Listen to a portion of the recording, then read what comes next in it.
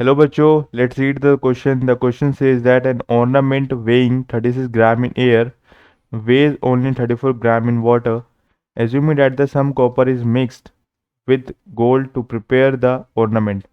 Find the amount of water in it and specific gravity of gold is 19.3 and that of the copper is 8.9. तो बच्चों हम देखते हैं इस question को हम कैसे करने वाले हैं।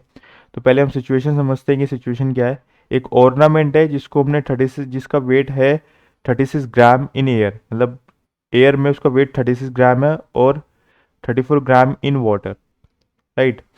तो अब जो सम कॉपर उसमें ऐड कर दिया गया है विद गोल्ड, गोल्ड के साथ उसमें कॉपर को ऐड कर दिया गया है टू प्रिपेयर द ऑर्नामेंट।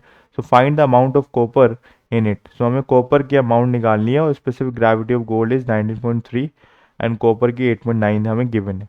तो बच्चों हम देखते हैं इस क्वेश्चन में हम क्या की कॉन्सेप्ट का यूज़ करने वाले हैं। की कॉन्सेप्ट जो हम बच्चों हम यूज़ करेंगे that is Archimedes principal. Archimedes principal का बच्चों हम यूज़ करने वाले हैं इसमें। तो देखते कैसे हम यूज़ करेंगे। तो अब यहाँ पे हम मान लेते हैं let let mass of copper is equals to x grams,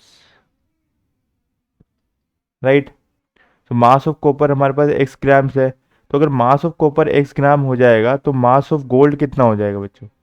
mass of gold जो होगा that is A U is equals to mass of ornament 36 gram था। तो ऑर्नामेंट जो बन रहा है इन एयर, ऑर्नामेंट जो बन रहा है वो कॉपर प्लस में गोल्ड से बन रहा है। तो यानी कि अगर गोल्ड की हमें निकालना पड़ेगा तो क्या हो जाएगा, ये 36 माइनस एक्स ग्राम, ये हो जाएगा बच्चों। तो अब हम देखते हैं इसको हम कैसे यूज़ करेंगे। तो हम सिनेरियो समझते हैं।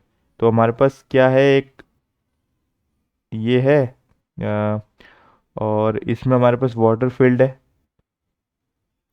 ठीक है। तो यहाँ पे एक ऑर्नामेंट हमारे पास रखा हुआ है और इस पर बच्चों वेट लगेगा एक। और जब ये लिक्विड यहाँ पे भरा हुआ है इसमें, तो लिक्विड की वजह से एक बायोन्सी फोर्स लगेगा अपवर्ड डायरेक्शन में, एफ बी। तो जिसका ओवरऑल वेट होगा बच्चों वो क्या होगा, जो ओवरऑल वेट होगा इन वाटर, तो वो क्या होगा, W dash is equals to M G minus of F B, right. F M W dash is equal to M G minus of F B. तो अब हमें क्या करना है, एम जी यहाँ पे क्या होगा, अगर हम जब एयर में ये ऑर्नामेंट रखा गया है तो उस पर वेट हमारा कितना ही होगा, सिर्फ एम जी के बराबर होगा। तो हम ये लिख सकते हैं कि W dash is equal to W minus of F B, ठीक है। तो यहाँ से जब हम इसको लिखें तो F B is equals to W, और यू कैन से इसको हम यहाँ पे लिख देते हैं साइड में। तो इसको जब हम यहाँ पे लिखते हैं तो ये क्या हो जाएगा, F B is equals to W minus W dash. तो यानी कि ये अगर हम देखें ध्यान से, इसमें हम गौर करें इस वाले फॉर्मूले पर, तो ये बच्चों ये वाली टर्म जो क्या है, ये वाली टर्म जो है it is loss in weight, right. जैसे लॉस इन वेट, और बच्चों ये एक तरीके से अपथ्रस्ट हो रहा है। तो जो आर्किमिडीज प्रिंसिपल कहता है कि किसी भी लिक्विड में जब हम कुछ ऑब्जेक्ट को डिप करते हैं तो जो अपथ्रस्ट होगा वो उसके लॉस इन वेट के बराबर हो जाएगा, यानी कि अपेरेंट वेट के बराबर हो जाता है। तो बच्चों हम इसी कॉन्सेप्ट को हम आर्किमिडीज प्रिंसिपल कहते हैं, तो उसी कॉन्सेप्ट को हम यूज़ कर रहे हैं। तो अब एफ बी जो होगा डेट इज़ द वॉल्यूम और यू कैन से बायोन्सी फोर्स। तो वो क्या होगा हमारे पास, रो रो ऑफ लिक्विड इनटू में g acceleration due to gravity and the volume displaced is equals to loss in weight।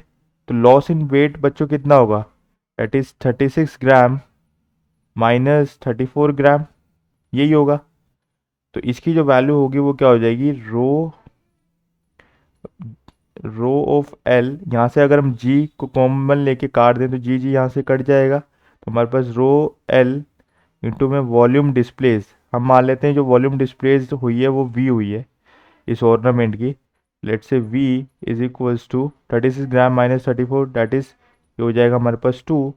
तो अगर हम इसको थोड़ा सा ओवरऑल सॉल्व करें तो हमारे पास क्या बनेगा बच्चों, ये बनेगा हमारे पास रो एल इंटू में volume of ornament. Volume of ornament क्या होगी, ऑर्नामेंट हमारा कॉपर और गोल्ड से बन के मिला है, यानी कि mass of copper divided by density of copper plus में मास ऑफ गोल्ड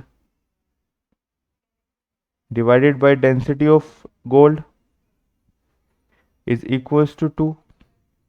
तो जब हम इसको सॉल्व करें और आगे तो हमारे पास बच्चों क्या बनेगा, तो ये बनेगा mass of copper divided by rho of copper, rho of liquid. इस रो ऑफ लिक्विड को हमने यहाँ पे लिया है, डिनोमिनेटर में लिया है, तो ये ऐसे बनेगा, तो यानी कि ये चीज़ ऐसे हो जाएगी, plus mass of gold divided by rho of gold divided by rho of liquid is equals to 2। तो बच्चों ये वाली जो टर्म होती है वो क्या होती है, स्पेसिफिक ग्रेविटी, यानी कि ये वाली जब टर्म जो होगी वो स्पेसिफिक ग्रेविटी ऑफ कॉपर हो जाएगी, ये वाली term specific gravity of copper gold हो जाएगी। तो ये गोल्ड की स्पेसिफिक ग्रेविटी हो जाएगी, ये कॉपर की स्पेसिफिक ग्रेविटी हो जाएगी। तो अगर हम इसको पुट कर दें तो हमारे पास क्या हो जाएगा, मास ऑफ कॉपर हमने क्या लिया, मतलब माना था x ग्राम, तो यानी कि x अपॉन में this one is the specific gravity of the copper. Specific gravity of copper हमें कितनी गिवन है, 8.9, plus mass of gold is 36 minus x divided by specific gravity of gold is 19.3 is equals to 2। तो बच्चों जब हम इसको solve करेंगे तो हमारे पास क्या बनेगा, ये 19.3x प्लस में 36 माइनस एक्स इंटू में 8.9। ठीक है बच्चों, अगर इसको हम देखें और नीचे हमारा क्या बनेगा, 2 इंटू में 8.9 इंटू में 19.3। ठीक है बच्चों, तो इसको जब हम देखेंगे तो हमारे पास क्या बनेगा, ये अगर हम इसको देखें, इसको सॉल्व करें तो क्या बनेगा, 19.3x प्लस माइनस